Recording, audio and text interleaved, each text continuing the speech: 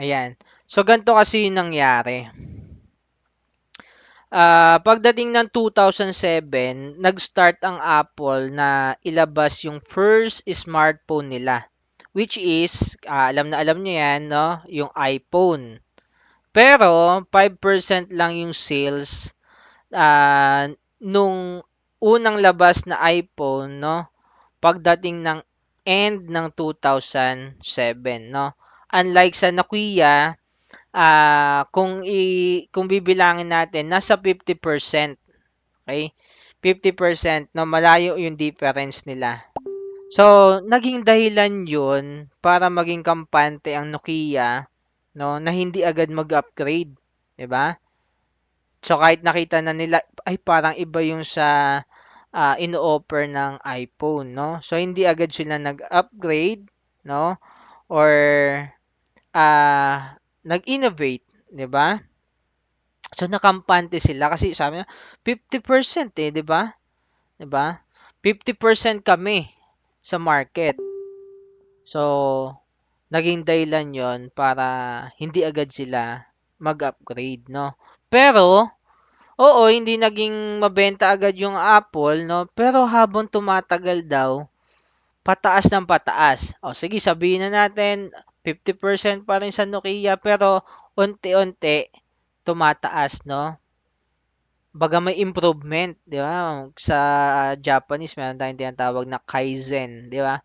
Continuous improvement. Okay? So yung may improvement, 'di ba?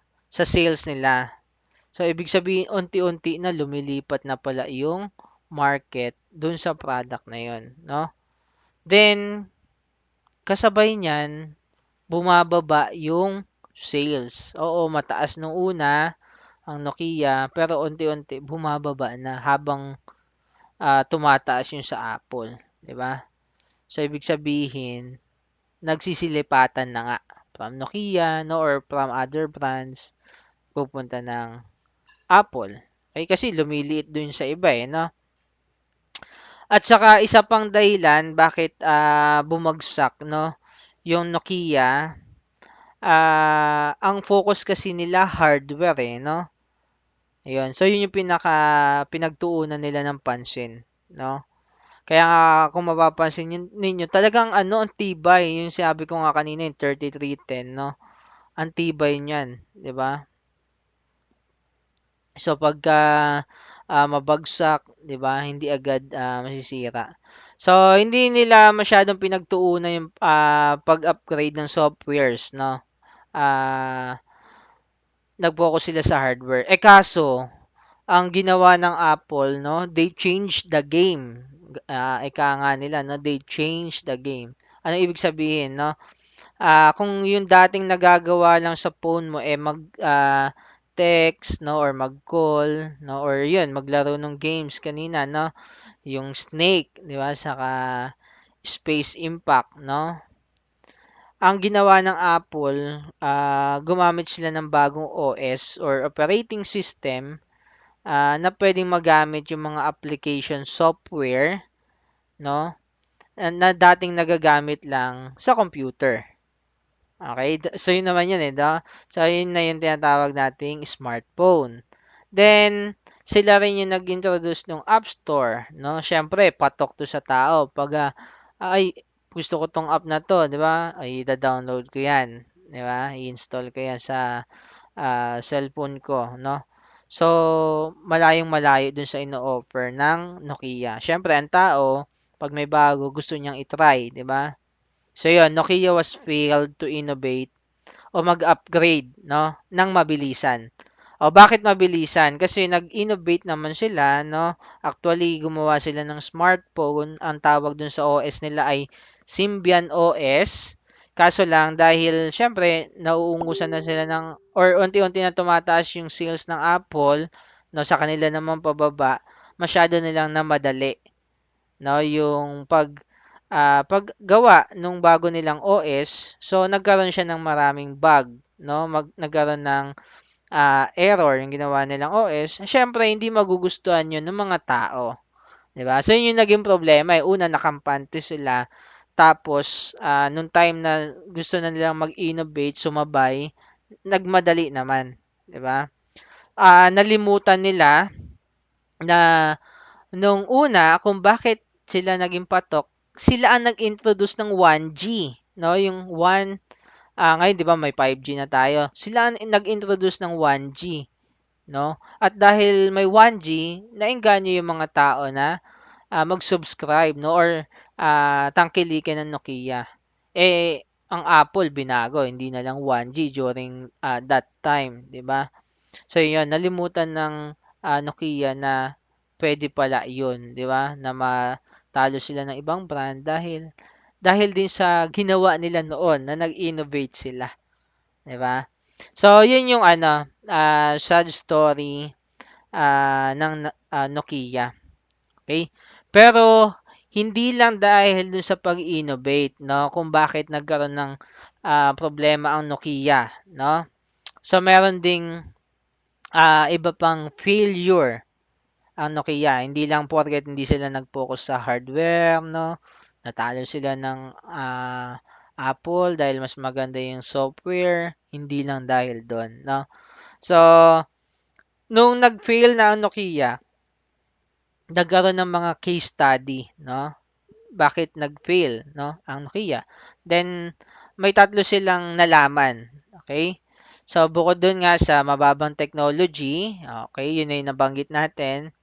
Tapos, meron daw silang mga arrogant, no, na top level managers. Okay, so yung mga nasa taas, no, mga arrogante daw. Saka, ayan, ito yung mga nakita nila kulang sa vision. So, yung tatlo na yan. Okay? So, nabanggit natin yung una sa yung pangatlo. 'Di ba? Focus tayo din sa number two, no? Yung mga arroganteng top level managers, no? Ayan. So, ito daw, isa sa naging dahilan kung ba't talaga nag-fail ang Nokia. So, during 2015, nagkaroon ng research si Tim Biori, saka si Kihui, no? About dyan sa Nokia. And, nalaman nila, no, sa 76 employees from Nokia, no, kasama diyan yung mga ayun nga, yung mga top, no, managers, mga middle managers, no? Diyan sa organization kasi may mga top, middle, then nasa baba. Syempre, 'di ba? Ah, ganun din sa mga engineers, 'di ba? Sa mga gumagawa ng phone, saka dun sa mga expert. Basta yung mga empleyado. Okay? So, sabi nila nagdudusa daw ang Nokia sa organizational fear. Okay? Ano yung organizational fear, no? So, ano to, parang kultura, no? Na yung mga nasa baba daw or alam nasa middle, takot doon sa mga top. Okay? Yung mga nasa top management. Then, yung mga nasa baba naman, natatakot sa mga middle, no? Ayan. So, bakit? So, ayaw daw, natatakot sila na magsabi, no? Baka daw kasi masisante, 'di ba? Ah, natatakot sila na hindi ma-meet yung mga targets nila. O kasi nga, 'di ba, nangunguna sila. 'Di ba? 50% sila no? Ang taas. So, syempre, pag bumaba yun, napapagalitan, 'di ba? Yun kasi yun. So, natatakot sila. So, ang naging goal lang nila ay, sige, na makapag-produce ng makapag-produce. Okay? So, yun yung naging problema. Kaso lang, ayun nga, dahil sa ganun yung nangyari, nung lumipat na sila sa paggawa ng software, sablay, no? Kasi ang kailangan talaga nila more time, 'di ba? Para magawa 'yon. Kaso lang dahil takot sila, kailangan na nilang i-provide agad, no? Kasi napapagalitan sila. Okay? Saka ayun nga, ayaw nilang malaman din, no? Na nauungusan na sila, 'di ba? So 'yun, may problema talaga sa mga tao din, no? Nagkaroon sila ng problema sa public relations. Ang tawag natin diyan public relations, no, or PR, 'di ba? Sabi nga nila pag marunong ka sa PR, magaling ka makisama, ibig sabihin madali kang makapalagayan loob, 'di ba, ng mga tao. At siyempre, ang isang organization 'pag may problema sa PR 'no, internal 'yan, internal man 'no, magkakaroon din ng problema external, 'di ba? Kung ano yung nasa loob baga ano yung sisingaw, 'di ba? Makikita din sa labas, 'no? Ayun. So, yun yung naging problema talaga ng Nokia, 'no? Hindi lang dun sa ah, na late sila na pagdating sa technology, sa OS, 'di ba? Nagkulang sa vision, pero naging sablay din kasi na yung pamamahala nung management 'no, nung mga nasa taas. Okay? So nagkaroon ng organizational fear. Okay? Pero paano ba? 'Di ba na-explain natin ano yung naging problema. Paano ba posibleng maiwasan? 'Di ba? So nabigo sila na ma-anticipate yung changes, 'di ba, sa market, 'di ba? Kasi dati silang unang-una, nasa top, 'di ba? So pwede 'yan 'no, i-apply natin itong may iba't ibang model 'no. Pero itong ADDIE model 'no, ang ibig sabihin niyan analysis, design, development, implementation, then merong evaluation sa dulo 'no. Then iikot ulit 'yan, gano'n lang ang ADDIE model 'no. Pagka na-evaluate natin at nakita sa evaluation, may mga kailangang baguhin, i-a-analyze ulit 'no, ano yung dapat baguhin, okey? So, kung sana 'di ba meron silang ganiyang, model na ginagamit, possible na iwasan yung, pagkaroon ng walang, vision, 'di ba? Yung pagkakaroon ng organizational fear, 'di ba? Saka yung pagkakaroon ng late, technology, 'no? So, ano yung mga, problema 'no? They, failed to forecast, 'di ba? Yung market trends, late innovation, okay? Nagkaroon sila ng problema sa software development nila, 'di ba? Dahil minadali. And syempre pagka gano'n, magkakaroon sila ng hindi nila masa-satisfy yung kanilang customer, 'no?